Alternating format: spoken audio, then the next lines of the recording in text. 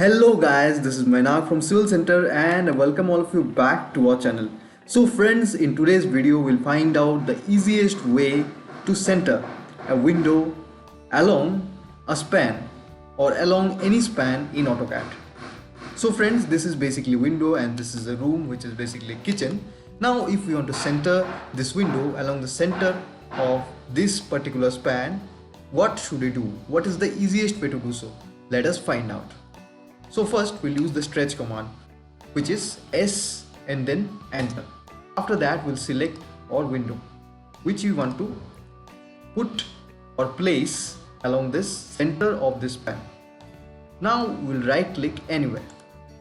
So after right click we'll choose the center or the midpoint of this window. So we'll left click here and then we'll press shift. After pressing shift we'll right click here. After right clicking we have an option made between 2 points. We'll select this and then we'll select our 2 points between which we want to center it. First click and then second click.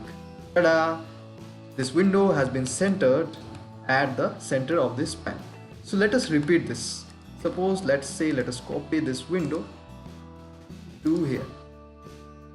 Now we want to place this window at the center of this span. So simply we'll press S, enter, and then select the objects and then right click anywhere and then left click at the center or the midpoint and then you press shift and then right click mid between 2 points, first point and then second point.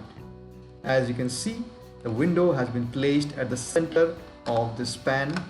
You can check the dimensions here. Check the dimensions, it's 4 feet 9 inches and here also it's 4 feet 9 inches. So the window has been placed at the center. So friends, please comment below on which more topics or which more software related to civil engineering you want further videos, and don't forget to like and share. Bye bye.